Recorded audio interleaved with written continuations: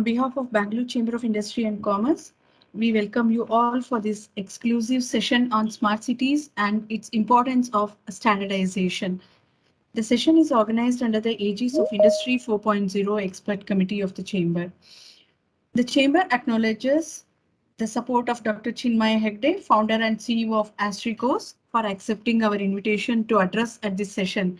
Thank you very much, sir, for accepting our invitation. The Industry 4.0 Expert Committee of the Chamber is chaired by Mr. Chandramouli, who is the former president of BCIC, and co-chaired by Mr. Jagannath. He is the business head of M2 Next, a BFW subsidiary.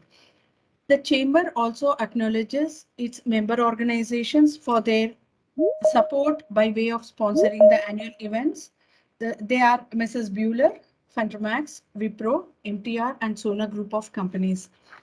I now request Mr. N. Chandramouli to deliver his keynote presentation. Over to you, sir. Thank you very much. Thank you, Ms. Rupa. Thank you for your kind words. I welcome Dr. Chinmaya Hegde, the young entrepreneur who's going to deliver today's address on smart cities. Before I hand over the mic to Dr. Chinmaya Hegde, I would like to make some introductory remarks with a few slides. Rupa, can I go ahead and share the slides? Yes, sir. Am I audible? Clear, sir. Is the slide visible? Yes, sir. Am I navigating to the next slide? Correct, sir. Okay, good afternoon to one and all. It's a Saturday afternoon. I already see a large number of people already joined on time. It looks like Saturday afternoon is good time for people to really participate in such sessions. Other days now working days. COVID is behind us. Thankfully, there is no fourth wave. And I welcome all of you. I welcome Dr. Chinmaya Hegde.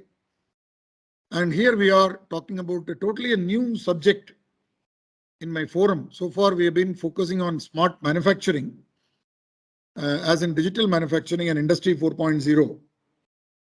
But for a change, I thought we'll move into the other various sectors of Industry 4.0. Hello. Yes, Rupa. Please carry on, sir. Okay. So the various sectors of Industry 4.0 go beyond the smart manufacturing or manufacturing industries. So to begin with, I thought I will start looking at a very major application in the service sector, or I would say a sector which is a non-manufacturing. And therefore, we picked up the topic of smart cities. And to get the right speaker here, I contacted my good friend. I must acknowledge my good friend, Mr. Sai Rao, Vice President of Schneider Electric. And Schneider Electric is a leading organization, is a French global major of more than $50 billion company it is, with several organizations as a conglomerate. And Dr. Chinmaya Hegde works very closely with Schneider Electric. So Mr. Sai Rao, when I contacted him, he requested me to and recommended to be in touch with Dr. Hegde, who has done many smart city projects in India in his own entrepreneurship company. And therefore, I thought he's the right person to speak about it, and not a theoretical approach, but real implementation. And this picture image shows that smart city has got several applications, of which smart manufacturing is just one of them. I'm just using a pointer to see whether you can see that. Smart manufacturing, of course, is a subset of that, but the smart government and the mobility across the city, urban mobility, and as people are moving, and they can connect with several applications, and digital citizens, and having open access to various data, and smart health as we move from one place to another. With the COVID now, it becomes very important. Arogya Setu, for example. Smart farming agriculture, even though it's a non-urban topic, it's a very hot topic for digitalization. Smart buildings, which is a very, very important subset of today's talk by Dr. Hegde. Energy utilities, smart grid, telecommunications, so on and so forth. Transportation, you see an aircraft here, but entire gamut of transportation, including cars, trains, metros, and whatnot, all can be. So therefore, a smart city is a complete ecosystem and extending beyond smart manufacturing in a context of an urban industrial estate. We can include our KADB kind of situation. So let me move on to the next point. The objective of today's webinar is an overview on global smart cities and several business models of smart cities. Dr. Hegde will touch upon. He will highlight the importance of standardization, which is an added bonus today, because he's already a practicing entrepreneur for establishing smart cities. So he is moving to the next level of standardization concepts. And there are many, many aspects in this smart city, and our own government of India has created what is called Smart City Mission. You all can go to Smart City Mission .gov. You can see many, many aspects of it, and there is a beautiful booklet which you can download there. There are 6 core principles. Even I just came to know by reading this article. What are the core principles? I'm sure Dr. Hegde will elaborate them. From my own understanding, the number 1 principle is citizens at the core. Citizens are involved in every stage of smart city development. And second most important point is making things more efficient, more for less or more from less. And smart cities strive to generate more impact and outcome from use of less resources. I mean less resources as in energy resources, financial capital, and others. The third most important thing in the principles of smart cities is cooperative federalism and competitive federalism. Hello. I think cooperative federalism, somebody want to participate already. Good. And cooperative collaboration and healthy competition between cities and between states.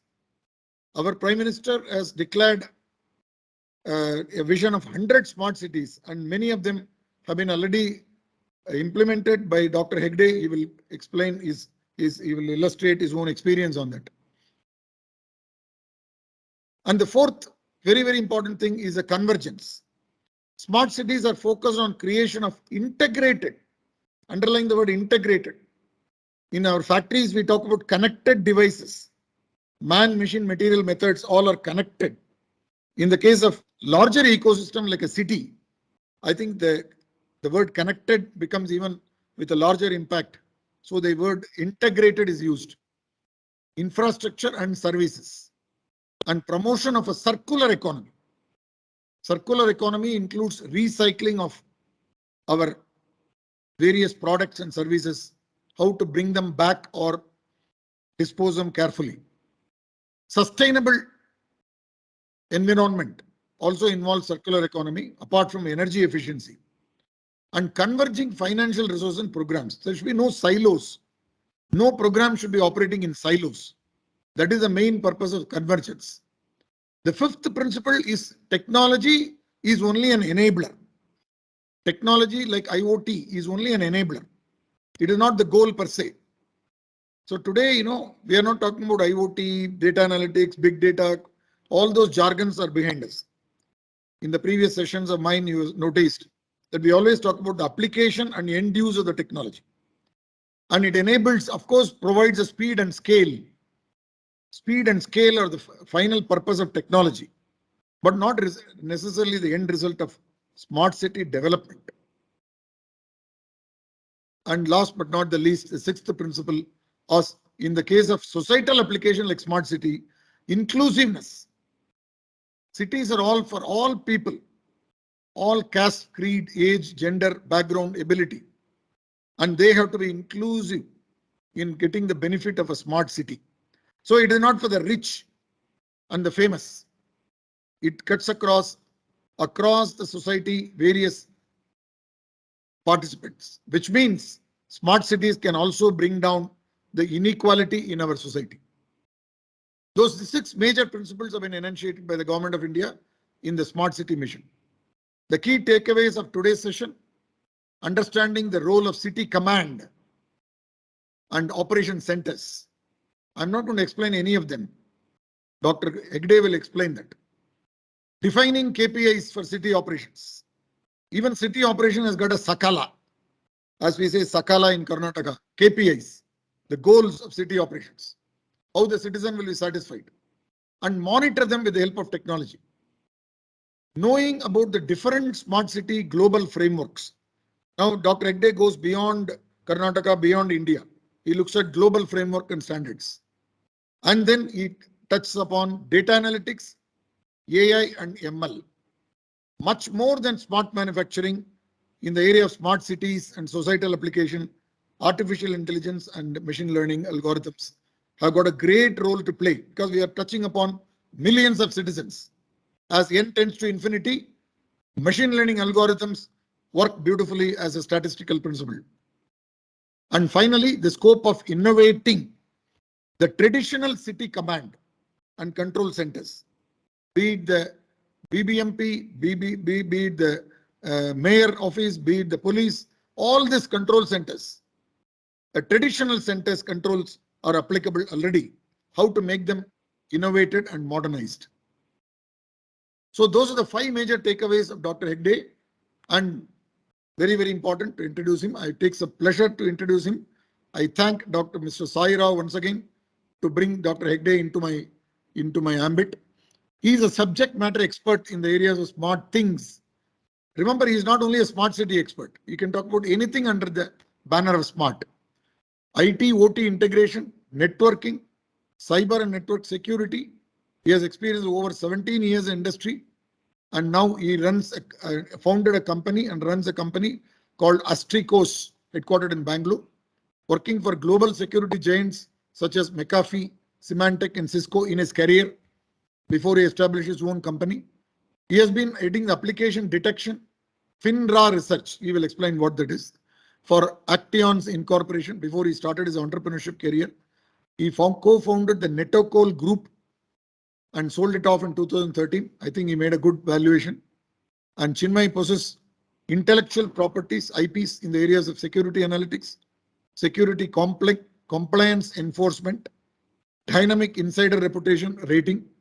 He has been contributed to the McAfee Global Support Knowledge Base. McAfee is synonymous with security, and Manipal University on various technology topics. Incidentally, Dr. Hegde is also helping me in creating a smart city course for one of the management institutions in the Karnataka. He is certified Red Hat, Cisco, Apple professional on server security and storage aspects, possesses a master's degree in information technology and literature, and respectively, master's degree in literature also, apart from a bachelor's degree in computer science. I'm sure he is writing a lot of books. Very rare combination of information technology and literature, about which Dr. Hegde will explain maybe at the end of his session. And that brings to the end of my introductory remarks. And Dr. Hegde will take around 90 minutes. At the end of it, we will have a Q&A session. And welcome to Dr. Hegde once again and all the participants. I think already more than 100 have joined. Let me unshare my presentation. Request all participants not to open their audio and video. As soon as they join, they should switch off their audio. Now I already see some disturbance happening. Rupa, you must take care of that. Already I can see some noise coming from somebody. But they can post their queries in the chat box. I think somebody is opening his audio, and can I request? Oh, it is really 100. I just guessed it must be 100 from the number of bells that were ringing, like the cash register. This is the first time, Dr. Hegde, I congratulate you that within 15 minutes of my introductory remark, a century has been achieved. And before that, we have PTC technology. Dr. Raj Kiran was the speaker, where we crossed 200 within the first 15 minutes. Thank you very much, Dr. Hegde. Over to you, and I request all those people who opened their audio to close their audios. Thank you very much. Ms. Rupa, please take care of the people in terms of audio and video. Over to you, Dr. Hegde. Thank you, Mr. Chandramouli, for kind remarks, and that's quite elaborate introduction. And of course, I think maybe I'll meet up to the expectations. Thank you. So I'll go ahead and share the slide deck so that we can start it off without wasting any time. I think people would be curious to know what special it could be, right? So I hope my screen is on, and I'll make it a full screen mode. Full screen mode, is it visible? Yes, full screen mode has come. Fantastic. So, as Mr. Chandramouli told, my topic for the day is smart cities and importance of standardization. Right. So, let me little bit explain about the topic itself first of all. So, smart cities, as of course we all have read, heard, right, or maybe some of you might have even seen, right? So what are the smart cities? Of course, the smart cities implementation and reading about the guidelines, everything is perfectly fine, but what is the need of standardization in smart cities? What are the guidelines behind it, and how effectively the smart city implementation can take place? That's ultimately touching upon a particular point of operational intelligence driven standardized smart city operations or urban operations in simple, right? So some of these whichever I have noted out here, these are all the standard guidelines which actually define and depict the requirements and the frameworks related to the smart cities like ISO 37120, ISO 37122, and ISO 22320. As we move ahead, we will witness more details on the same. The agenda overall. Today's agenda is number one, we'll go through the larger picture. Yes, global as well as we'll come down to national, because what we are doing, knowing that is quite important, right? Not just only theoretically study about where the globe is moving towards, and how India is faring in terms of that. Also what India is where India is moving towards, and the need of standardization in city and infrastructure management. Of course, the city is one of the largest examples of infrastructure, right? And it's a quite a complex infrastructure. Operating the complex infrastructure is really cumbersome, and it is quite challenging for the various urban administrators involved into it, and that is where the upcoming or the current issues are, right? Where typically people are really failing to bring the success out of it. So how do we tackle that situation or tackle that challenge? Introduction and insights to global smart city standards. I'm going to introduce a little bit about the each of the country, or maybe well-known countries, or the respective continents are following, maybe in terms of developed countries or developing countries, both of them. And what is India's mission in terms of smart city? Yes, like the way in the opening remarks Mr. Chandramouli told, that India's smart city mission.gov.in, right? SCM it is in short called. So what are there are certain mission guidelines, and what are those mission guidelines, and what are all the the emolument in terms of the respective implementations or the practices followed, right? So all these things we are going to study a little bit in detail, may not be quite exhaustive. Later on I'll leave to the audience to find out more. I'll just give the pointers. And smart city, smart infra KPIs and methodologies. So the thing is, any infrastructure, of course, it has to be managed with certain result orientedness. So to figure out the results, the key performance indicators contribute a major role. So the KPIs and the methodologies for measuring the KPIs, how can the models or methodologies can be arrived, all these things we are going to just about ponder upon. And the technological intervention, right? So all of them, when we talk about smart, anything smart, right? So automatically what goes into your mind nowadays is Internet of Things, right? IoT. So is it only the thing that makes everything smart? Is IoT only the thing that makes everything smart, or something else? Let us find out.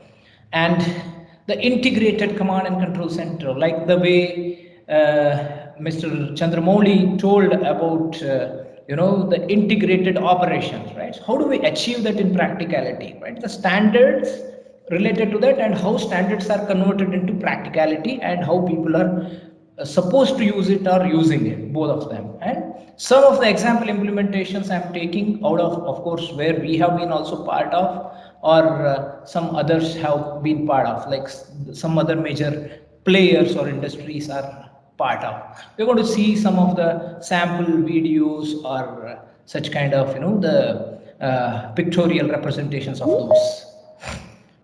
Moving ahead, I'll just get into this. Where all this actually starts is with sustainability, right? The globe is moving towards the sustainable development goals, where all the United Nations member countries have agreed to SDG, right? SDG in full form, Sustainable Development Goals. So SDG overall covers 17 different goals, which the countries have sworn into meet by 2030, right? Even last year, you must be knowing already, COP26, right? So like this COP24, COP25, COP26, it keeps on moving, because every 3 years or 4 years, the global leaders of the countries, different countries, they commit to certain goals, and how the movement towards it, and how the countries are meeting it, right? So ultimately, where technology can intervene, or the smart cities can intervene, are the major goals where you see the respective boxes, right? So the good health and well-being, clean water and sanitation, affordable and clean energy, industry, innovation and infrastructure, sustainable cities and communities, and climate action, as well as partnership for goals, right? So partnership is nothing but collaboration, right? So the thing is, these are the major goals where smart city technologies, or information communication technology can address. So that's what I'm going to insist upon, or put emphasis on those factors in this. Of course, there are other goals which probably technology can contribute little lesser, than these major goals, where the sustainable, right? This terminology is most used nowadays, or what is the meaning, actual meaning of it? It is nothing but, sustainable is nothing but long lasting, right? So long lasting, and it has to be in a productive way. So that is sustainable, right? So how to make the respective infrastructure sustainable? To make them, these goals are set, and these goals have to be met. Now, the infrastructure management, right? And infrastructure is the major, the component in our day-to-day life, where everything is an infrastructure which we use to commute, which we use to live, or which we use to avail the services from. So the India's infrastructural push. So India has planned for next 1 decade more than 100 lakh crores. I have just put a lowest number out here, right? So it could, when you total all these things, it will go beyond 100 lakh crore rupees. This is a huge investment, right? So if this kind of an investment is being done, how to maintain it, how to keep it running for long, right? Because otherwise there is no ROI, or there is no economical or monetizational gain ultimately for the thing. For whose benefit? It's for the benefit of the citizens entirely. Otherwise, the taxpayers' money which is being invested, and that needs to be made completely, of the best use. So the infrastructural push, okay, where is it going? We'll see that. These are all the some of the missions, right? So some urban information, some other information, some rural informations. What are those namely? The smart city mission, which is core of it, which has started, right? Following which, slowly the National Urban Health Mission started, Amrit Mission started, Digital India Mission started to plug the digital divide ultimately, and the NUDM is National Urban Digital Mission, which is upcoming one where it is going to touch 4,000 cities across India in upcoming 4 years. And other infrastructural missions, people might have heard of this Bharatmala, Sagarmala, right? So what are these? Now that this India's 100 smart city mission is under implementation, yes, of course it takes a lot of time, right? I don't say that it is good, complete, or up to the mark. Yes, it has got a lot of scope for improvement, may take about 6 to 8 years to mature and come to a level. However, other missions also have to start. That is the Sagarmala, Bharatmala, and industrial corridors. These are all the things where these are, because India has a unique advantage in terms of geography, right? So where there is sea and there is a roadways, there is a good amount of geographical area, right? Strategically located. All these things, how to make best use of India for the benefit of the citizens. And the rural informations, because India has a lot of rural area coverage geographically, where the household level to village level to cluster level coverage has to be given. There is a particular mission, urban mission. You can go to that urban.gov.in to learn more about it, right? And as you already know, Udan is innovating the urban infrastructure in terms of connecting the cities ultimately, so that citizens can travel and on affordable aircraft. So moving forward, more investments in urban infra. Yes, there is India eyes $700 billion investments to boost urban infrastructure. This is what the smart city mission director himself has told during last Dubai Expo, right? So where one of the major projects out here is the industrial corridors, right? So where industrial corridors will have multiple industrial smart cities upcoming, and currently DMIC, Delhi Mumbai Industrial Corridor, has already been under implementation. You might have heard of Gift City, Dholera City, all these things. You might have even seen some of the YouTube videos and etc. Right? So those are the ones, and yes, it is not going to stop only at Delhi Mumbai corridor. It is also going to continue to Bangalore Mumbai Economic Corridor and Chennai Bangalore Industrial Corridor and Vizag Chennai Industrial Corridor, and it moves to Amritsar Kolkata and Vizag Kolkata Industrial Corridor 2.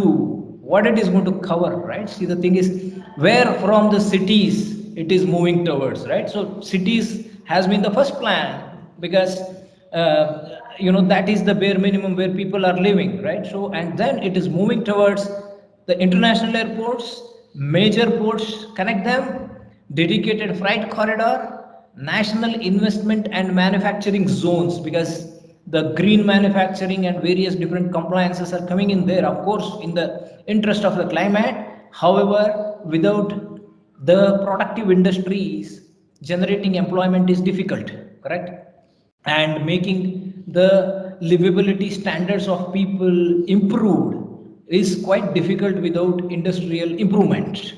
And proposed industrial corridors which are coming out here, all of them, so many of them are coming in the small clusters and influence the region of the proposed industry. It's like it's going to constitute complete golden quadrilateral, right? So already the highway has been built. How to make the best utilization of the existing infrastructure? Because in India, unlike in any other let us say Middle East countries where there is abundant amount of land available, right? So it's because it's ultimately desert wherever, and also everything is in control of the respective government out there.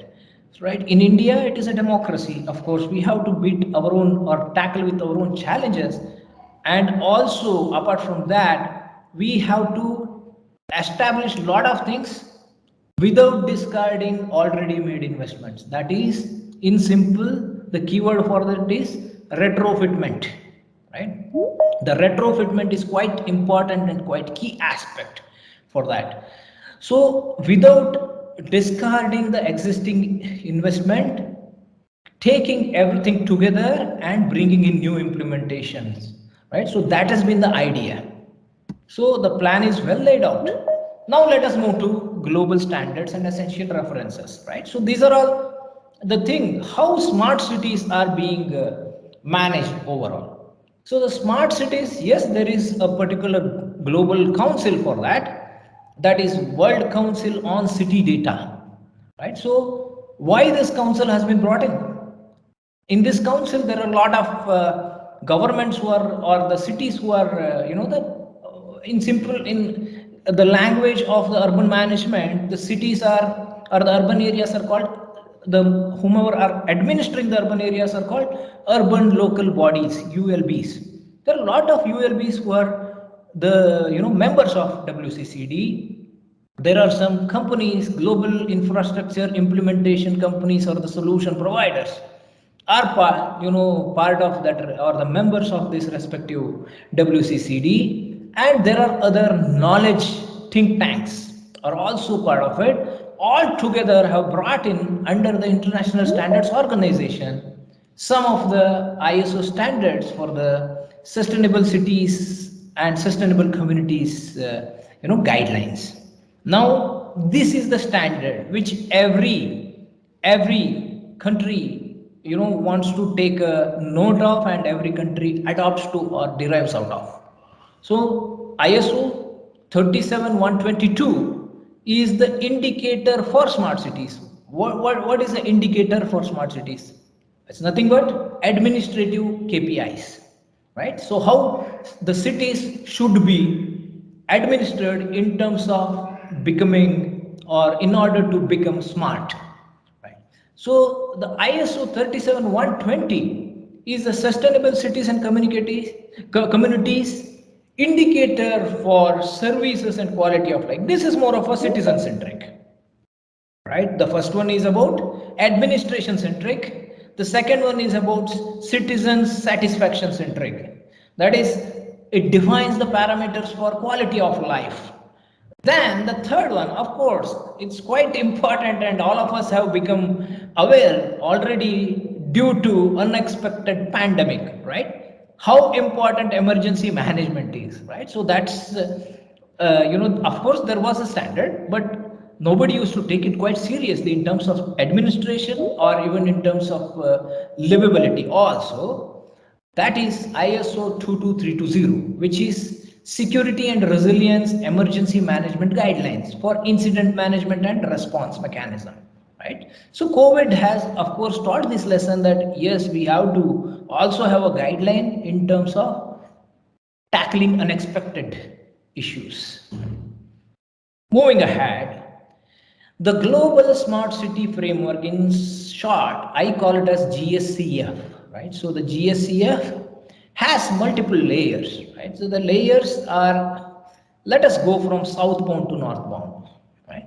The southbound layer is the environmental layer, right? So where the importance of the, building the basic amenities or building the basic infrastructure is quite important. The first is to develop the infrastructure. That is, it could be your roads or your electricity infrastructure, or it could be water, sewage, etc. Right?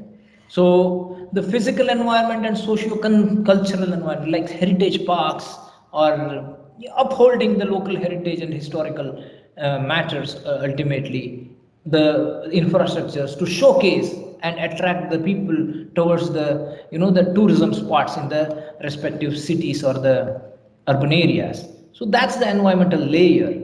and then ultimately enable that layer with more and more the strength. How can the strength be brought in there?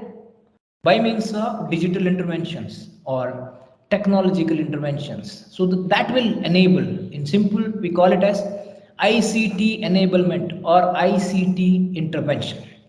From there, the data, the physical infrastructure becomes the data enabled or digitally enabled or digitally transformed infrastructure. From there, if we have such kind of an ecosystem, then bringing in the service ecosystem as an outer layer or the upper layer to that will become easier. So that is where maintenance activities, because it is not just only like the way I said about, I stress upon sustainability, right? Sustainability is about making things long lasting and most productive way, right? In most productive way. So that is not possible without maintaining the respective infrastructure which has been laid out, right? And also the service layer providing the facilitation to citizens out of this infrastructure is quite important, right? So this is where the standardization comes into the picture quite importantly. And over and above that, yes, all these go in a circular mode, right? So it's like a feedback mechanism. The infrastructure is implemented, and infrastructure which is implemented has to be enabled, and hence the service is provided easily for the citizens, and the feedback is collected on the services provided, and then it is put back into this. Now, okay, this is about collecting information and then knowing the things. Yes, knowledge is not necessarily the implementation, right? How to put it into the implementation? If you implement it, only then the benefit can be realized. That is taking an action, the actor's role, right? So the conceptualization, public policy amendments, governance frameworks. So these are the action layers. So what in simple the GSCF actually insists is implement the infrastructure. You have to have the core, which is the bare necessity, and you need to enable that, and then you have to take action on that, right? So whatever is the learning, you have to take action, otherwise it is useless, right? So that's what it says in simple. Now let us come to the known framework models which follow this methodology. The GSCF known frameworks and models, yes, everybody, because USA kind of pioneered smart cities like many other initiatives USA did. They called it as cyber physical system, right? And which are IES, IoT enabled smart city, right? So of course the keywords entirely started from USA based companies. Of course, world is following it. Let us follow it, not an issue about it. But CPS, it was originally called cyber physical systems. That means making the infrastructural elements communicable in simple, making it or bringing them into open network. Now, European smart city model, of course, like that, like NIST had a framework. Similarly, European smart cities, multiple European smart cities also had their own model, right? So, of course, when the organizers share this respective presentation of mine, ultimately you will be able to go through these things in detail, right? So, out of European smart city models or the global smart city models, Spain has got a special place because it was actually matured compared to all other models.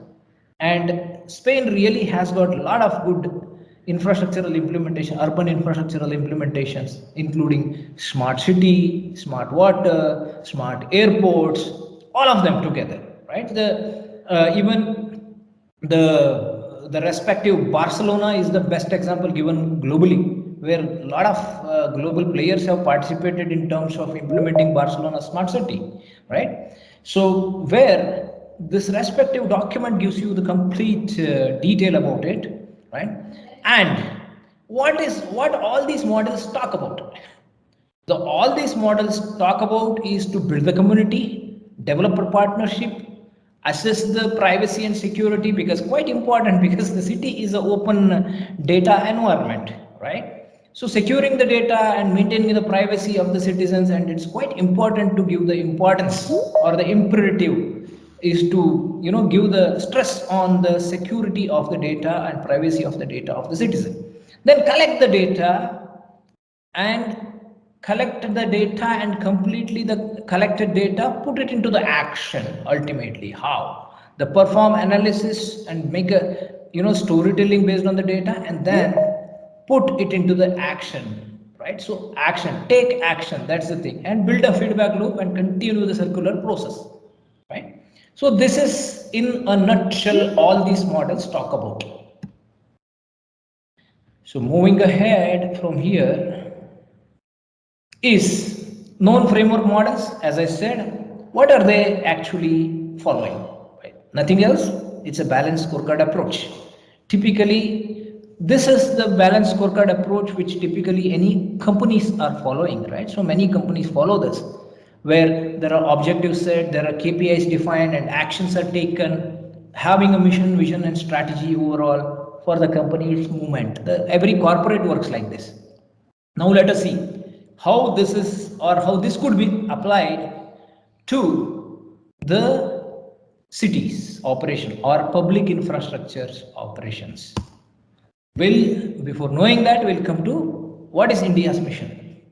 So India's mission, right? I'm going to talk about guidelines, policies, models, and measures. 4 aspects. Now, India, as I told little while ago, the Ministry of Housing and Urban Affairs has carved out or brought in a smart city mission, right? So that's a mission which is with special attention being governed, right? Which actually brought in 100 smart cities approach, 100 smart city approach for building 100 smart cities in India, right? So they have started putting in. So what should, the guidelines specifies what should be the part of smart cities, right? And second, ICT enablement in smart cities. And third is citizens data privacy. Of course, there are some guidelines as I mentioned out here, right? And then the responsibility of the stakeholders. Who are the stakeholders? Stakeholders are none other than urban administrators.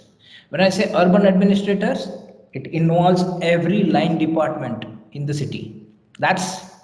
It could be the law and order police, it could be traffic police, it could be fire safety department or fire response department, or it could be urban management such as a corporation, right, who do the taxation, building permission, etc. It could be water department, it could be sewage monitoring, it could be the pollution control board, all these departments, healthcare, all of them.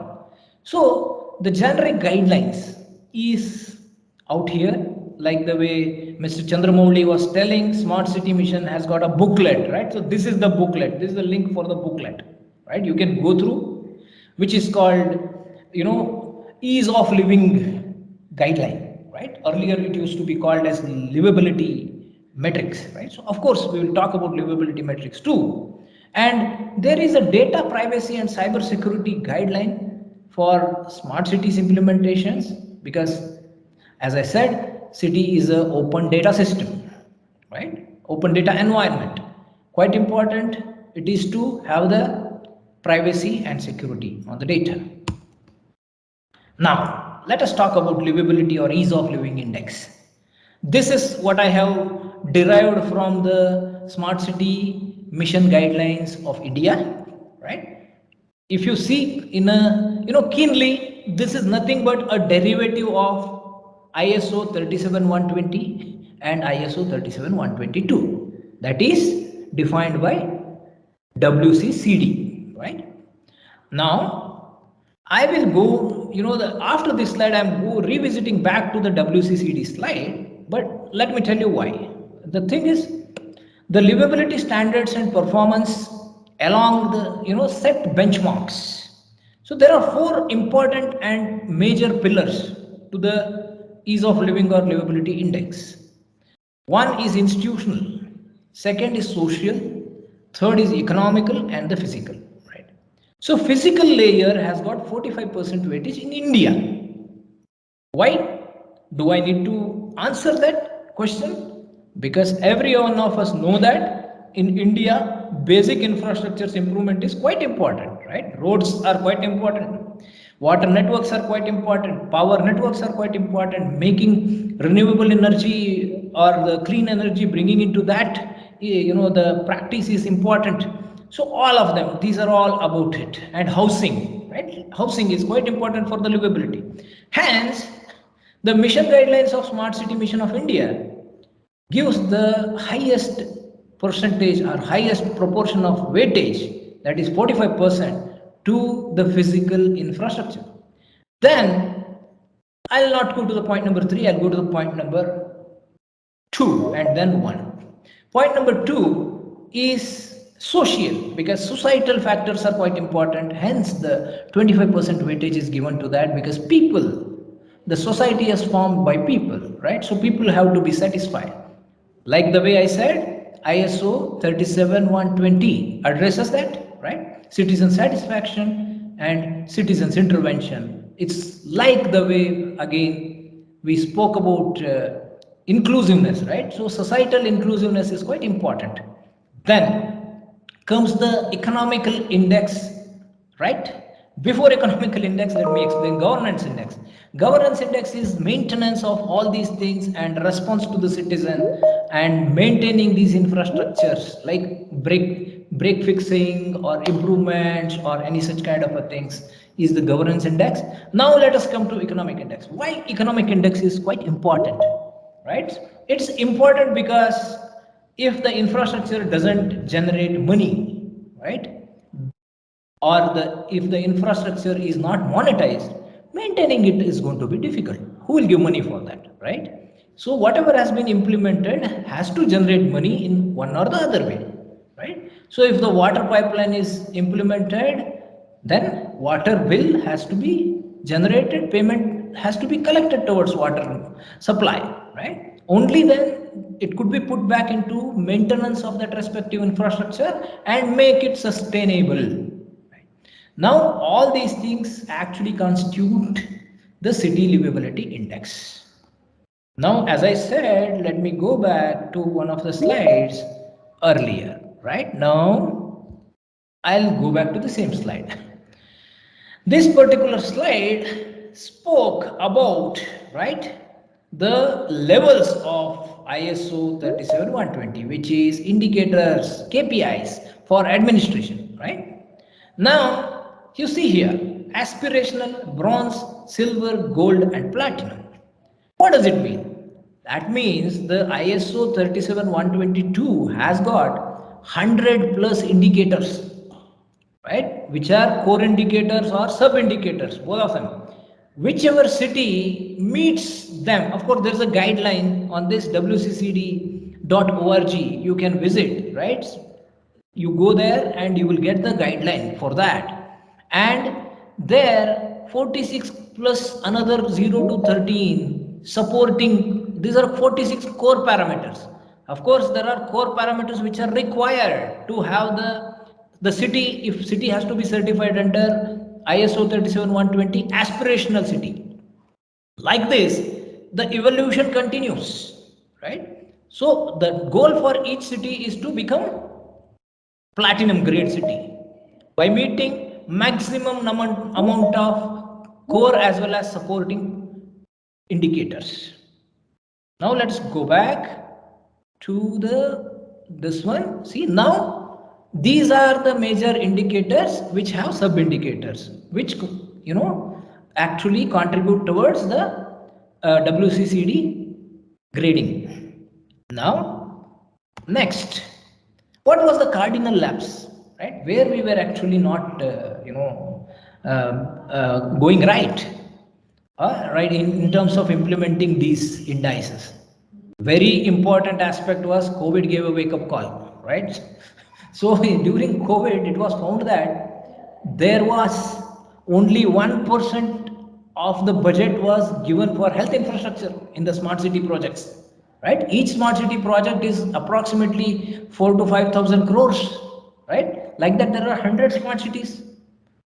Now, if it was about, even it is 1,000 crore, also 1% only or less than 1% was given for healthcare infrastructure before COVID. Now, after COVID, many RFPs and tenders which are coming up with healthcare, administration. I'm not saying healthcare services. It could be healthcare administration, and then comes the healthcare services as well as the emergency response.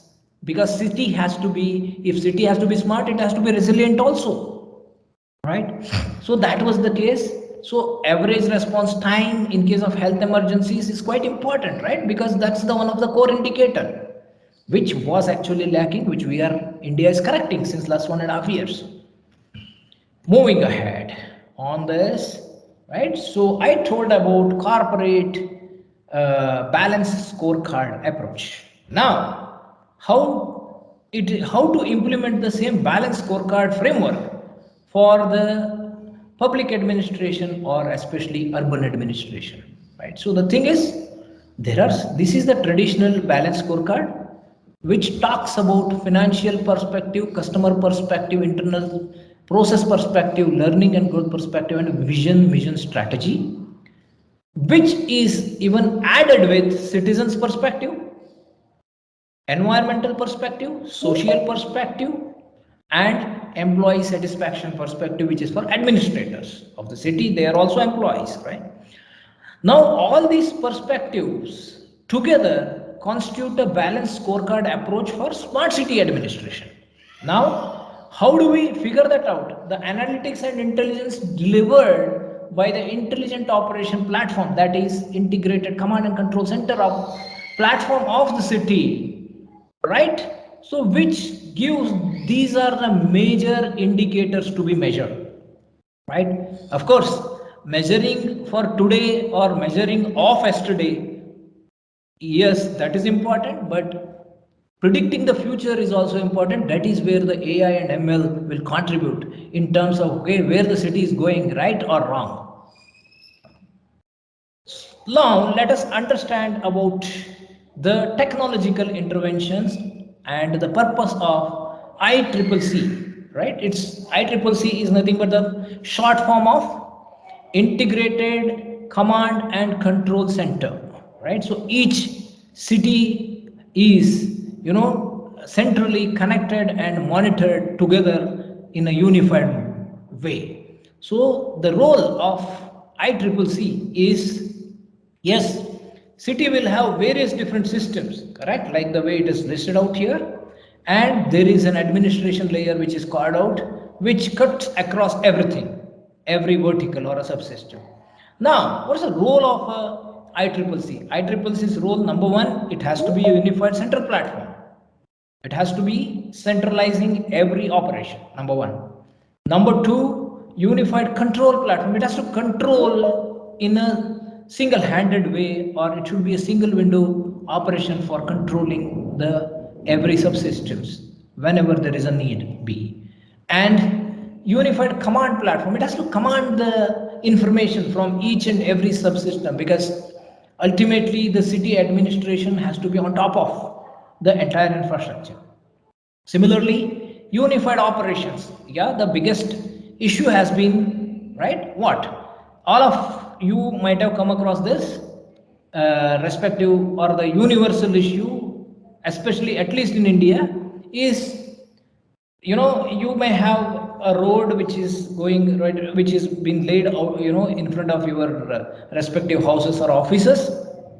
The road is laid afresh, and immediately what happens, especially in Bangalore, right? Either BWSSB will come and dig for finding there wherever the manholes are, or the BSNL or any telecom provider will come and cut the road, right? So after that, what happens? After that, the road is not patched for a long period of time. Why this happens? This happens because there is a lack of collaboration, right? So there is a lack of unification in terms of the operational decisions. Now, the smart city operations or smart city command control center platforms are targeted to reduce such kind of gaps in terms of collaborations.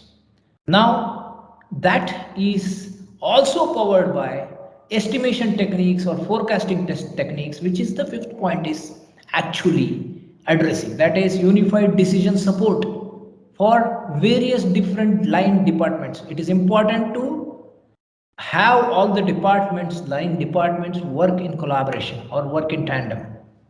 Right. So little bit more into it is, yes, this is the architecture of the smart city management, right? Through the command control center. This is the command and control center platform which is sitting in the center. Southbound network is the infrastructure. It could be utility operational infrastructure like water, energy, sewage, SCADA, right? And environmental control systems, building like a smart building, building automation, all of them, and the safety and security, the infrastructure, that is the street light, Wi-Fi access points, or parking systems or any such kind of things. Then the traffic, traffic systems, the service layer and communication layer. Now, each of these systems, they actually communicate using their own different language or protocols, right? So it is important to bring in a standardization amongst the communication. That is where it could make it sustainable, right? So how it could make it sustainable? Because understanding the different languages in a single way and effectively delivering the response back to those systems is quite important, right? Only then it can go long. Now, what are all those operations? Number one is central control, that is take over the control of the integrated subsystems. Like, okay, the thing is the integrated command control center platform should only work like the super system. It cannot work on day-to-day basis. It cannot scale like the way that if it starts overriding on every water, the supply meters or the flow meters or quality meters or every single light of the city, if the integrated command control center platform starts operating, it cannot scale like that. So it has to work like a system of systems, right? It has to help only in terms of the speeding up the operation and unifying the operations and the providing the decision support system and empower the field level operators, because everything out here, right, out here in the southbound layer is an asset. Each asset has its own cost, right? More than cost, each asset has been brought in by means of investments. So that is where the taxpayer money is going in. And once it is brought in, the investment is made, maintaining that investment for a long time is going to be important. Otherwise, there won't be return on investment. So important is to operate that and have the field operation control and enable them and empower them. The respective, it could be a lineman, it could be a water pipeline maintenance technician, or it could be any of them, such kind of, like it could be even a police force across the city, all those things, and create a system where everything is system driven, the every workflow, or because every infrastructure is supposed to operate based on standard operating procedures, right? SOPs. It could be a factory, it could be a city, it could be a building, it could be a data center, all of them, right? There are certain standard operating procedures. So SOPs have to be converted into workflows, and the accountability responsibility of each and every stakeholder is quite important, and hence the excellence in collaboration can be brought in, which results into the operational excellence. Next, being intuitive, right? So this is where the new generation AI and ML and deep learning systems, right? Because how it is possible? Because being in the center, the ICCC or the Unified Operation Application, which collects a lot of data from each of these systems, it collects a lot of data. Now, if that data is not put into analysis and effective analysis, and respective effective advisories are not carved out, then they're going to be a problem, right? So they're going to be a problem of not properly estimating the future, right? So that is going to be the issue. Now, the AI and ML will help in terms of bringing in a good amount of intuitiveness in terms of operation. Now, put that back into the thing, collaborative, like example, how traffic conditions in the city are impacting on the environment. Yeah, theoretically we talk well, but is there a tangibility to it, right? So bringing in tangibility, and once the tangibility is brought in, is there any advisory to improve that? If there is an advisory, put back into actions in terms of workflow or maintenance items is quite important, right?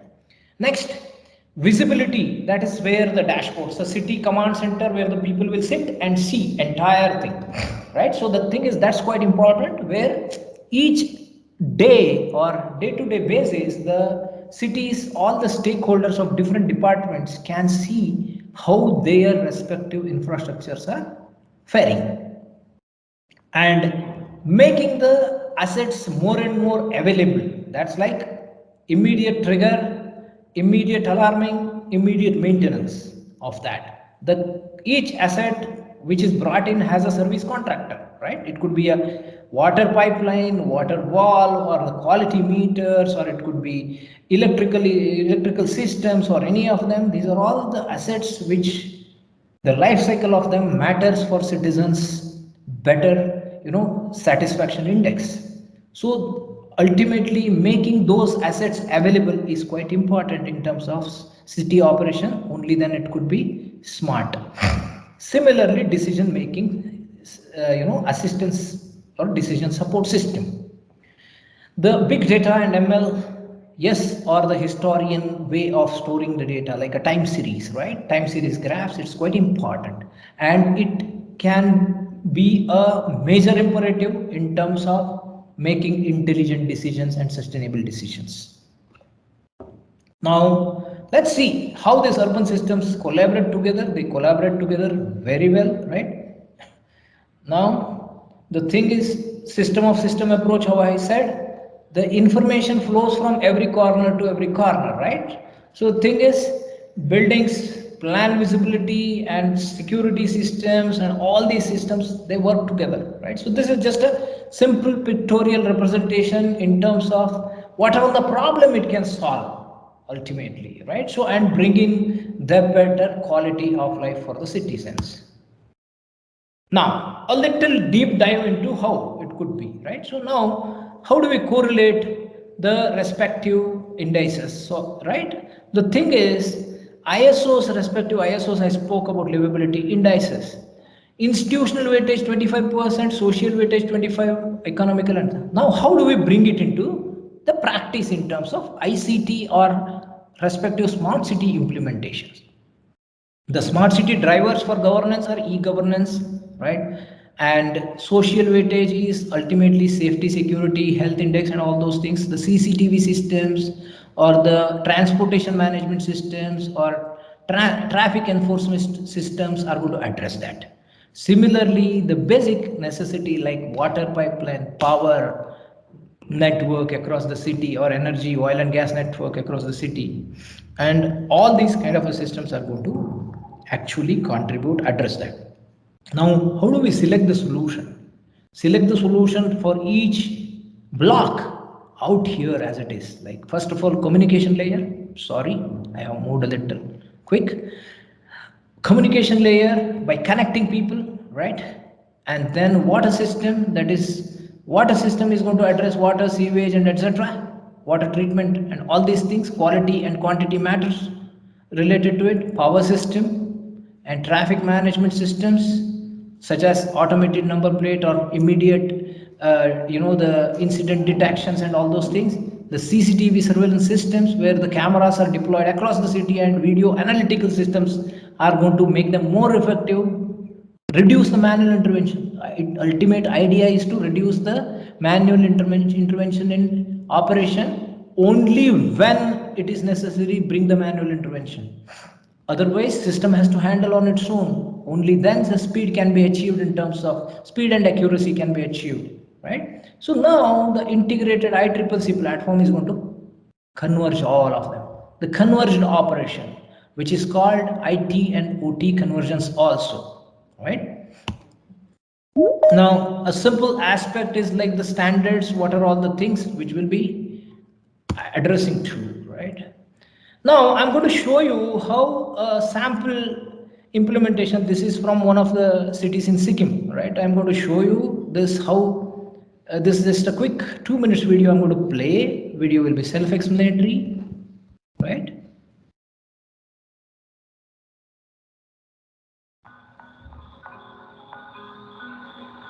With the aim to drive economic growth, improve efficiency of urban operations, services, mobility, safety, and improve the quality of life of people in Namchi, the Namchi Smart City Limited, under the Smart City Mission, has built the Integrated Command and Control Center, also known as ICCC.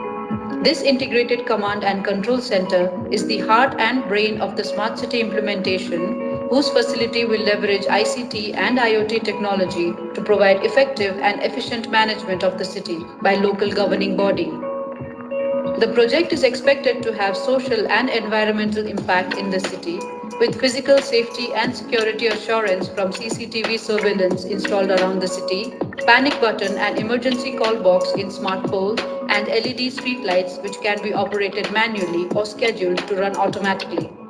With e-governance website that will help the citizens to access several services at their convenience, with public addressal systems and information from public announcement system to make ad hoc announcements, digital billboards to display general updates from the city governing bodies, and 3 variable message display boards at city's entry and exit points posting important road conditions.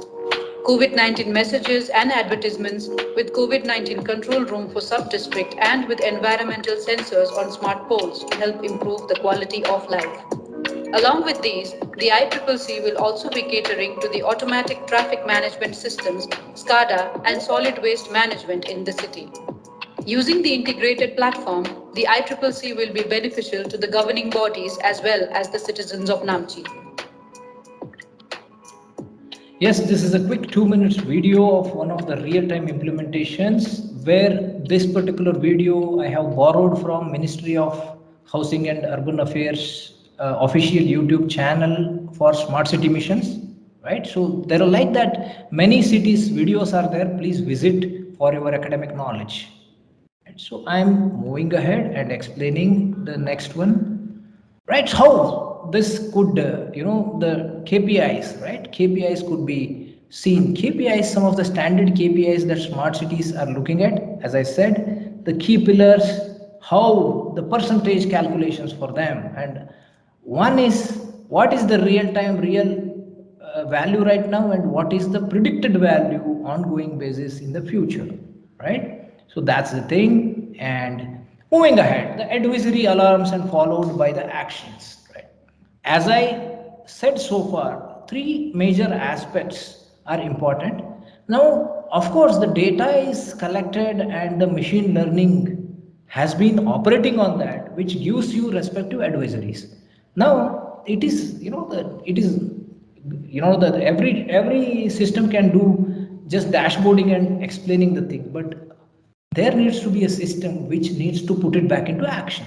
That is, to act on it in terms of major 3 operations, a combination of these 3. One is control the respective device or the equipment which is there on the field, and second is a raise workflow and bring in the intervention of stakeholders to operate on that and make them accountable and responsible for that operation, and the raise the work harder for the asset maintenance management for this better sustainability and better asset life cycle. So this is a real time, one of the sample thing I'm going to show you, which is, one of the, the demo projects which we did, right? So I'm going to play, this is another video which will explain you. Now, if you see the screen, right, all the smart city systems are out here, right? The sewage treatment plant, integrated building management system, right? The water system, power system, smart garbage bins such as solid waste collection system, right? The traffic enforcement system, CCTV and all now. And on the other hand, you see the respective indices. What we spoke just now about the livability indices or ease of living indices, right? Where we have the respective indices, the citizen administrator. This is how a command and control center operator looks at this, right? So I'm going to play this video, you'll understand, and it's nothing but all the systems are in terms of a tab which are out here laid out. Now, as it moves, you can see the system is moving towards smart bus system. First and foremost, having the respective bus shelters, buses, everything plotted on the GIS based system. And bottom of this will have the SOPs and KPIs. This is what administrators want on their fingertips. So the live bus vehicle tracking, aggregated KPIs, how much money the city bus system has earned, right? That's quite important. Monetization of the infrastructure is quite important. Similarly, vehicle summary, how many vehicles are working, how many are broken down, where there is an incident, all of them. And this is the collection index, right, of the spend, income, everything together, and yearly picture. Now the street lighting, the light panels or lights, everything, these are all assets. Assets are, of course, like the way I said, assets have to be maintained, such as number one is sending the signals to the assets, switch on or switch off, or schedule a switch on, switch off, or anything of that sort. As we move ahead, the energy calculations, all of them will come into the picture, right? And the operation, if you want to see more details about it, you can go deep dive and see, okay, where which asset is plotted on the ground, and what is the respective energy calculation, how much does run. Similarly, the surveillance, city surveillance, right? Cameras are all there on the map. Click on a camera on the right hand side, you can see the visuals of that respective camera live. And bottom part of the screen, if you see here, the incidents. This is video analytical system, right? So video analytical system says the incidents, such as there is a congestion, how many areas in the city there are congestions, it could be addressed. How many abandoned objects are found in the city, how many slip and fall, somebody collapsed, right? There is some accident, all such kind of use cases can be on there. I'm sorry, I think I'm sorry. I have, yes, I think I'm going to play this from somewhere here, here. Yes, so all of them. So as we move forward, we will also see how water network can be managed, how energy network can be managed, also how an emergency response case can be tackled.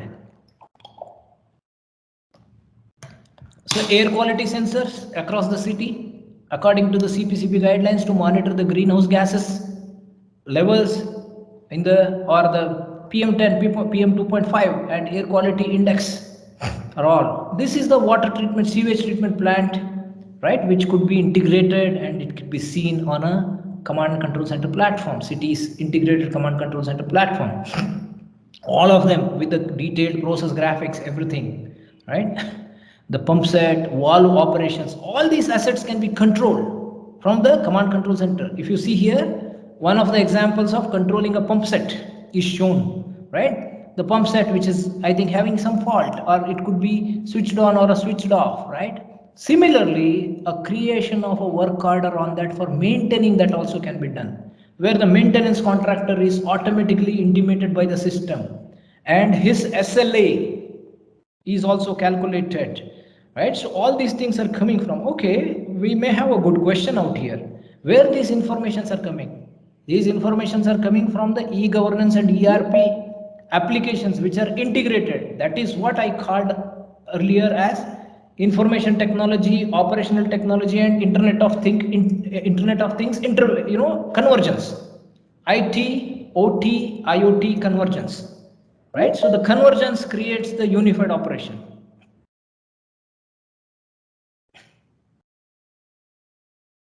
So the work order is created, it is submitted, somebody comes and operates it, and then the pump will be working or something of that sort, right? Now let us see one of the emergency cases.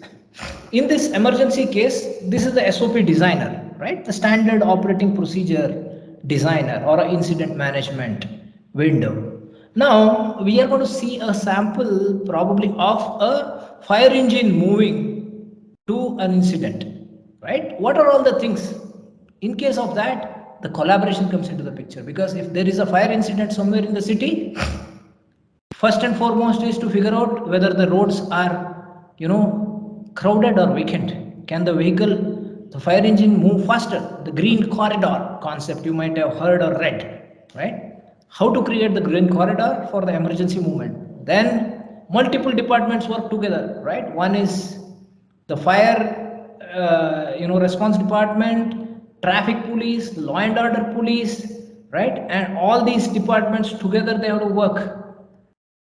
Now we see an example how they work together, right? With the help of the integrated command and control center platform. This is the thing where the SOP is designed and the respective vehicles are assigned. Now tracking that SOP. Tracking emergency vehicles, there are CCTVs, right? First and foremost, add from point A to point B. This is the location where the fire outbreak is there. The respective area is selected and the fire engine has to be moved, which is nearby available fire engine. Now see the camera. How is the situation out there? Yes, it's fine. Let us go ahead and initiate the SOP. Right? So as it moves, the location will be moved and ultimately the SOP is initiated, right? So that's the way it happens. Moving ahead, the resilient system in the crisis management driver, the solution selection, right? As I said about ISO 37120, there is ISO 22320, which also has got its own pillars. One is security resilience, emergency management, incident management guidelines, and automated workflows. It's ultimately the similar derivative of the ISO 37120 standard. So if the infrastructure is monitored as per the standards, then the operation becomes more and more seamless and effective. That's the idea of it. Now, how it could happen, we'll see another sample video, which is slightly lengthier video, right? How the emergency situation can be centrally managed in urban areas. Right? I'm going to play this video. This is from a different country, in fact, where we have been part of, that's Malaysia. Black swan incidents, like pandemics and other emergencies, require technologically integrated response via cross-functional collaboration, while mining unstructured data by deriving insights from disparate sources. BioWave, through collaboration with Astricos and Aviva, provides advisory and implementation expertise in the areas of technology, ICT, IoT, consulting, implementation of public enterprise policy, industrial automation and IoT for smart infrastructure and disaster management by means of cognitive intelligence and data science. Our machine learning platform provides predictive and prescriptive analytics along with multidisciplinary collaboration frameworks. The National Healthcare Administrative Platform, NC2RMS from BioWave and Astricos, is an integrated AI-driven operational intelligence solution that provides the hammer, the holistic mitigation and control strategy to enable collaborative actions and flatten the pandemic curve. The hammer shows how technology-based real-time interventions can quickly control and then dramatically reduce the spread of the pandemic by deploying collaborative platforms. In the current prevailing COVID pandemic scenario, managing and mitigating the spread with the help of technology intervention has become a mandate across the globe. However, through many applications were developed to address some aspects, there is currently no platform to integrate them to enable end-to-end monitoring and effective control. Lapses in supply chain leads to poor distribution, a persistent problem due to lack of visibility of vaccination registration at different centers. Now, the critical necessity to arrest the spread is to ensure that maximum number of people get vaccinated, a process that necessitates cross-functional coordination. NC2RMS is equipped with the required monitoring and tracking mechanism to give the administration an informed, analyzed, actionable perspective to effectively implement the government's vaccination drive. The map-based real-time tracking module of NC2RMS provides the National Healthcare Administration a complete end-to-end view on the number and location of vaccination centers, registration information, number of people vaccinated at each center, along with vaccine details, availability, as well as projected requirement of vaccines over a period of time.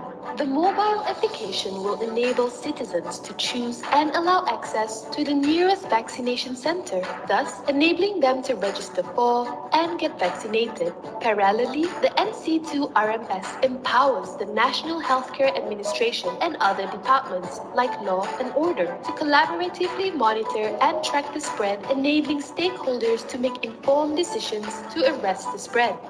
How do we achieve this?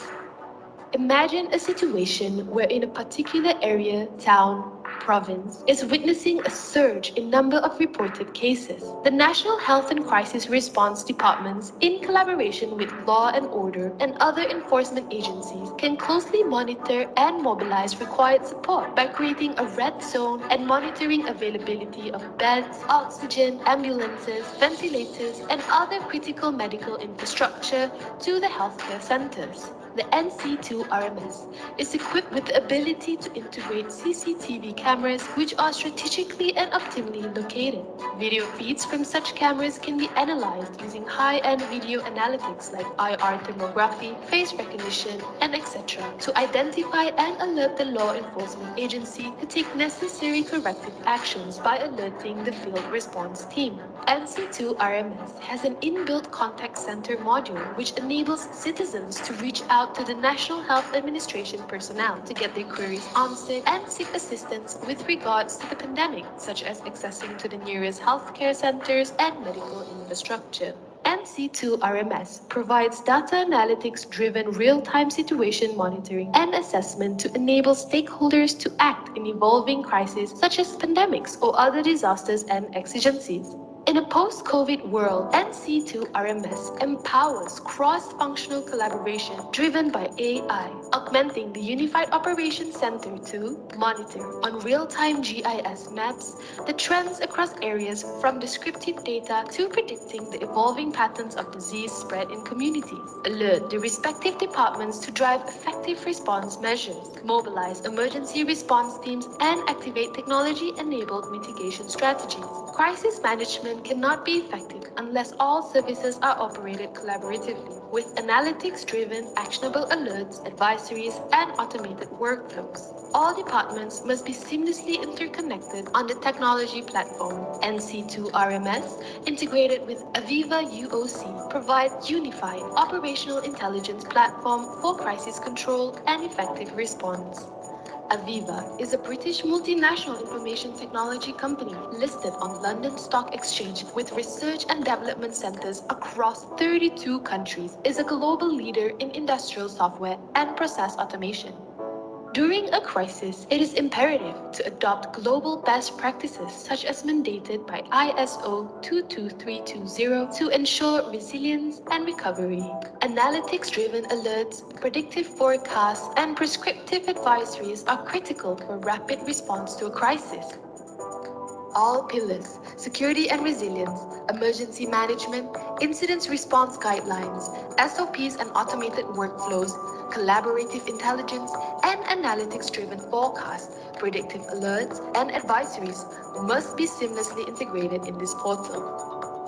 PMO, CPRC, and state chief executives can access real-time updates on advisories and guidelines, incidents and traffic control, law and order, food and civil supplies logistics, medical response team, mobilization and deployment, cluster containment, emergency response management, pandemic assessment, and alerts on emerging threats, coordination with departments such as water supply, power, health, police, local courts, and medical units. NC2 RMS provides automated workflows to raise interdepartmental work orders, bring multiple departmental stakeholders on the same SOP execution framework, ensure the SLAs for all the tasks are met in time by all line departments in order to optimize service delivery. Healthcare dashboards provide complete overview of medical infrastructure, emergency services, health providers like doctors and nurses, field workforce mobilization, automated workflows and responses in a collaborative framework.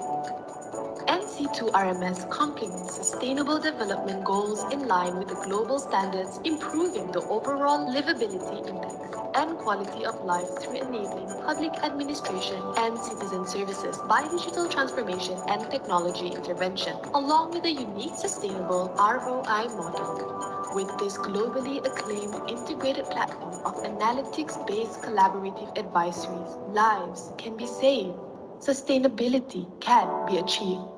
BioWave, human health protection against infections.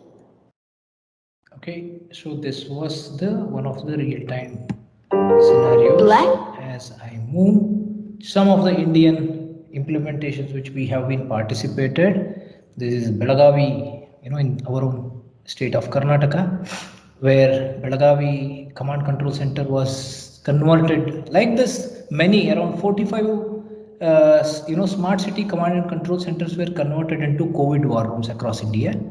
Belagavi was one where the smart city, though it is only for the jurisdiction of the city, but the COVID war rooms covered entire districts, right? So similarly, this is in Sikkim, South Sikkim district's COVID war room, right? Centered in Namchi Smart City Command and Control Center. This is a thing, and anyway, the technology which has been used is a patent pending one, right? So also it has been endorsed by one of the largest think tanks of India, ADCAI, right, where a lot of top level policymakers of India are there, right, participated into this. That's about it. I think I am well within time, Mr. Chandramouli, right? So, yeah. Oh, you are very well on time. So punctual. My God. Thank you. Fantastic, fantastic. In spite of 3-4 videos, your time management is awesome. That Thank you. gives enough time for the participants to ask questions. And I'm not sure whether there's anything in the chat box. Rupa, anything on the chat box? No, sir. Yeah, we'll keep it open for the question. Yes. I'm So question, yeah. I think anybody can put up their hand. There is a emoticon for hand. And then Rupa will open that audio for them to ask the question. In other words, first put up your hand. There is something called reaction under which there is a hand. The moment hand is put up, then Rupa will open the audio. This is just to avoid a clash of audios. I mean, it is a fantastic comprehensive review of smart city concept by Dr. Hegde. I'm sure we are all submerged into so many inputs. So for us to even think of a question, Thank it's a you. little bit of a, I would say, a overload at this stage.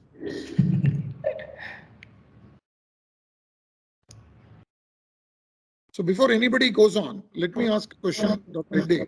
Yes, please. How many smart city command and control centers your company has done in India? Currently, we are, actively involved in 2 smart cities and 2 more smart cities where we are partially involved. In fact, This is currently, but what This was is- completed, already completed? yes, this is in India right now, which are currently operational also, right? So, and yes, the thing is, the plans for the command control centers are made in such a way that only few verticals where the city can say that those are low hanging and they can, immediately commission. That's what they concentrated. As time moves and as the infrastructure matures, slowly one by one, each of the subsystems will come and integrate into that. That's how the entire design is being conceptualized. Understand. The related question is smart buildings. Well, before I come to my question, I think Yes. Dr. Narahari has asked a question. Yes. Dr. Narahari, would you like to put up your hand? And without putting up your hand also, I think Rupa can open your mic, sir. Dr. Narahari, please verbalize your own question, sir. Sir, Yes. Dr. Narahari, see, we are facing excessive rain in Bangalore. We have seen what is happening. I suppose if the command and control system is available, emergency relief and services becomes possible. And how can this idea help cities like Bangalore? We have seen in one area completely flooded. There is one layout in Bangalore. Completely the citizens are devastated. So how can this help such situations? Sir, there are 2 or 3 aspects to it, right? So number one is the basic infrastructure, right? So the command and control center, yes, of course, Bangalore is also implementing one of the command and control centers because Bangalore is also part of 100 smart city missions, which is currently the work in progress. They are implementing it. Second is, as part of the smart city mission guidelines and the funding which has been coming into Bangalore smart city, there are certain projects which they are calling where it even improves the current infrastructure. Because in Bangalore, the biggest aspect is like the Bangalore is the largest population clusters, right? We have per square kilometer 17,000 people, right? So that is the biggest challenge Bangalore is coping with.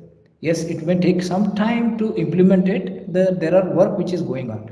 However, the drainage systems, which are the basic, of the infrastructure, like the way I shown the guidelines, right? The livability index guidelines, where there are 4 pillars. Out of physical pillar has the highest weightage. Yes, Bangalore has planned for implement investment into that. Once that is there, probably we'll see better things moving ahead, and these kind of water clogging and all other on water or water flowing on the roads kind of issues may sort out. Then after, the technology, ICT technology, where the sensors can come and actually sense and alert the citizens, alert the administrators, and mobilize, and hence administrators can mobilize the help as well as the maintenance activities, right? It goes in that order, right? So that's the good plan to go ahead with. Yeah, thank you, sir. Of course, if a flood comes like Assam, I don't think any smart concept will help. Only emergency management, right? So that is what I stress. The practice you need to be correct. On the lighter side, we have another hand going up. Mr. Vijay, I think. Yes, Mr. Vijay, would you like to, Rupa, would you like to open that audio of Mr. Vijay? There is one question. There is one question in the chat box also. Unmute, sir. Yeah, I think before that, there is one question in the chat box I'm seeing. Thanks for the compliment, and anything on the management of crematorium and management of disease due to highly infectious disease, right? Already the healthcare administrators, because there are 2 aspects. One is healthcare administration, another is a healthcare services, right? Healthcare administration comes in the purview of the health authorities, district health authorities or the city health authorities, right? So major aspect is monitoring. The smart city command centers or smart city implementations will actually improve that area of administration, because if the administration is improved, planning can be better, and hence that can be taken as an input into healthcare service providing, right? So that is the perspective which goes ultimately, where containment of the infectious diseases or containment of various different, like crematorium is yes one part of it, but ultimately, like if there are heavy rains, there will be mosquito problems, right? So which will call for some other kind of a disease than COVID, right? So to manage them, especially administering the area healthcare is quite important, and having a knowledge on day-to-day basis about whether our city is well within the boundary of the health safety or health index or not.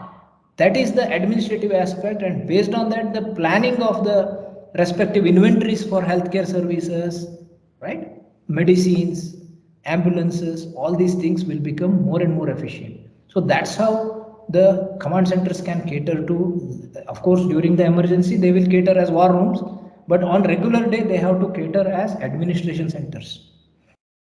I think Bangalore requires a permanent war room. Okay, Mr. Vijay, go ahead, sir. Mr. Vijay, are you still there? Mr. J. Vijay? Your hands are risen, but your voice is not audible. You are on mute, I believe. That's the thing. I think Rupa, you have to unmute, or they can unmute. No, sir, they have to unmute themselves, sir. Unless you tell them, how do they know? Mr. Vijay, you can unmute.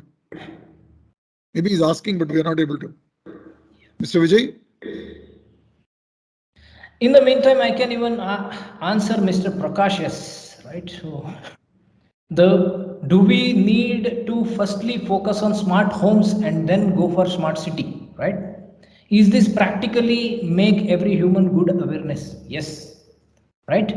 So what is smart, right? So the thing is, smart is, the keyword, that's just a keyword, but actually we have to think about effective, sustainable practices, right? So effective practices and sustainable practices are going to be better. Like example, 3 or 4 years ago, how the waste used to get collected from Bangalore city at least, or any major cities, all together, right, in a single bag. Now how are we actually segregating them, right? That's the awareness which has been brought in. Maybe probably some amount of credit has to go to Swachh Bharat mission also, right? Or maybe major amount, and then remaining credit has to go to citizens who follow it. There is a civic sense which is improving, right? So that's quite important. Smart is nothing but sustainable. Sustainable is nothing but productively long lasting, right? That is a practice. That is not any technology or something of that sort. That's a practice. Technology can help in terms of implementing those practices. That's the way it is, right? The smart home or smart city, both are similar concept which can go in parallel, no doubts. But home is in your hand, because India is a democratic country. Because we were sometimes ago working on some of the project where we worked even with Chinese partners, right? They were saying that no, we track every citizens. We said we cannot do that. This is the country which is, democratic country. We cannot track people, right? It is an innovation into the privacy, right? So the thing is, people have to handle themselves with their improved civic sense. Of course, there is a lot of scope for improvement in terms of civic sense, and then the practices can be better, and the governance also can be complementing to that in terms of improving the operational efficiency and making the things more and more sustainable. I have one question. Yes, sir. You had a grading of 5 from bronze to platinum, I think. Yes. Lowest was bronze or some? No, aspirational to platinum. Correct. Aspiration to highest level. So, is there any city in India of these 100 smart cities? I don't know how many are up and running. Where would you put the Indian smart cities? Are there anywhere in this 5-point scale? Yeah, I would say that it is still between bronze to silver, right? Which means how many factors we can claim that they are implemented? Yes. So factors, 45 core factors, that is at least the basic infrastructure exists. And then over and above that, 5 or 6 or 7 or some cases around up to 14 or 15 supporting parameters, right? You mean to say that basic infrastructure exists in those places? Basic infrastructure exists in those cities, and those cities, don't ask me, there are only countable numbers. Can you mention one example of a city? I could say that one of them is Atal Nagar. Earlier it was named as Naya Raipur. Where is it? That is in Chhattisgarh state. Oh. Yeah. So, and the Dholera is upcoming still, right? There are So other. Atal Nagar is still in the aspirational level. It is probably in the silver level, near to silver level, not A long way to go for India. Yes, and there is this Indore in terms of some of the, especially Swachhata Index, right? Indore has improved tremendously in short span, 3 years, right? So I think whomever have visited Indore must be able to tell that 5 years ago it was rated as one of the dirtiest cities. Huh? Yeah, 5 years later So, now it is the #1 cleanest city in India. see, sometimes it's also a iterative process. You start measuring things and then the improvement happens.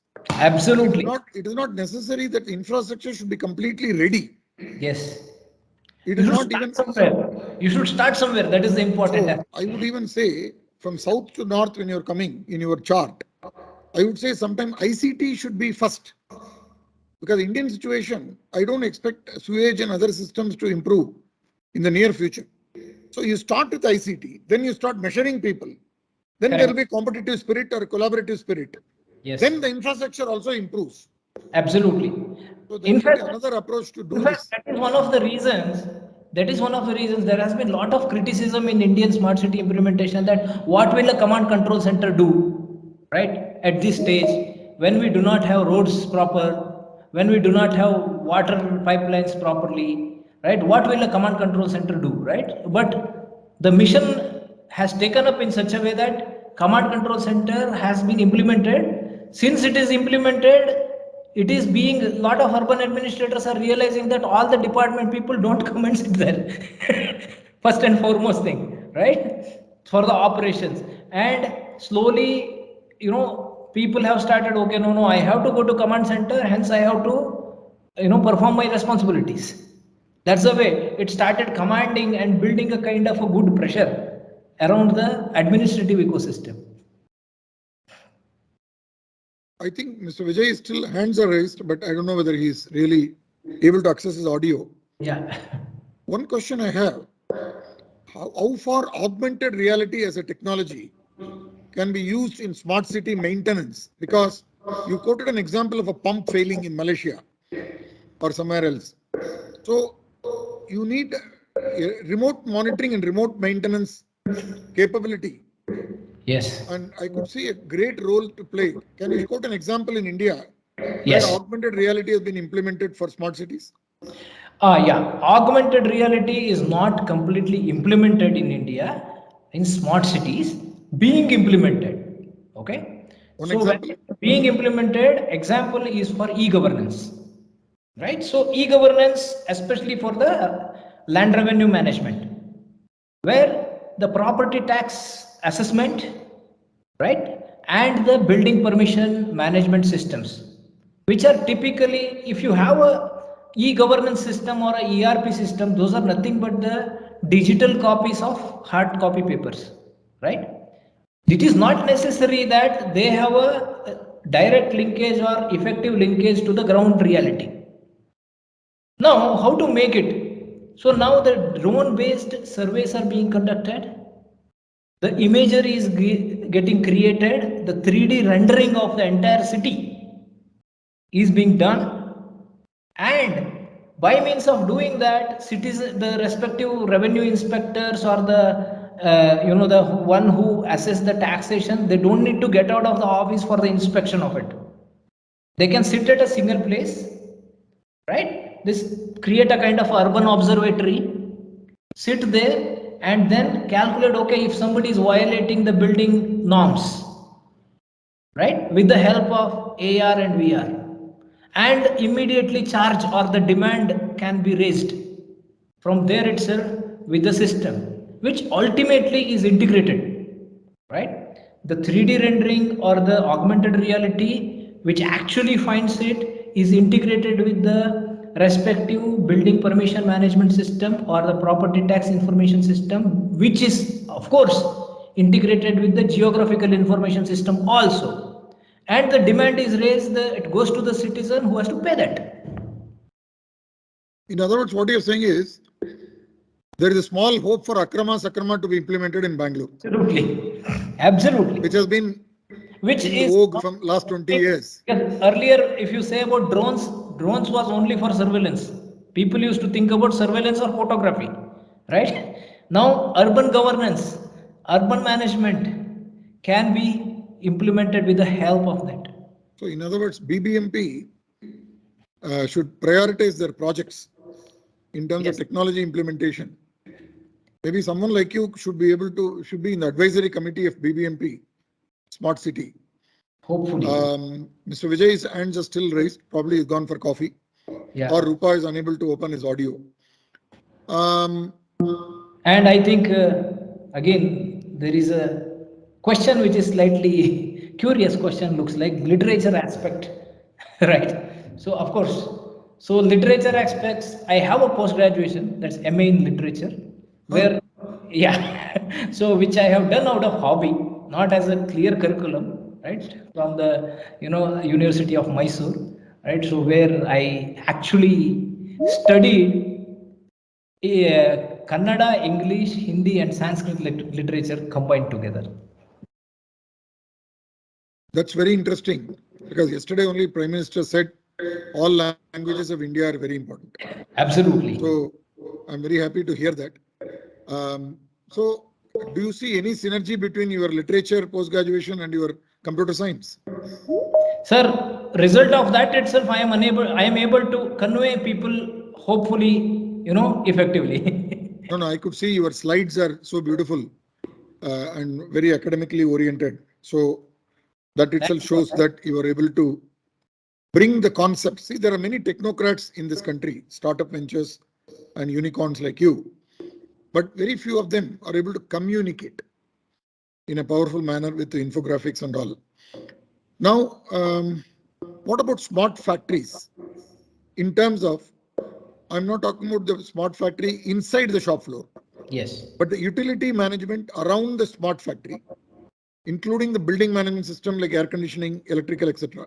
Yes. Have you done any work on this? Can you quote an example? Absolutely, absolutely. So nowadays, smart industrial parks are or unified industrial parks. Yes. Upcoming, right? So industrial parks, there are two aspects. One is a governance aspect, which typically government authorities do that for the industrial area allotment and bringing in the industrial infrastructures and monitoring them and catering to the utility services or the shared services related to the industrial infrastructure corridors, right? That's one. And second, what the factories can do themselves, the companies, right? The owners of the businesses who own the factories, they can do a lot, right? So the thing is, number one, there is a world class manufacturing, which is a concept, correct? So which ultimately can be brought in with the same concept of the WCM compliance can be monitored using the integrated command control center concept. Fantastic. Ultimately, right? So where KPI, ultimately KPIs, right? You need to know about the KPIs related to shared services and manufacturing engineering systems, all of them together, because sustainability major adverse impact happens by industries, right? The climate changes and all.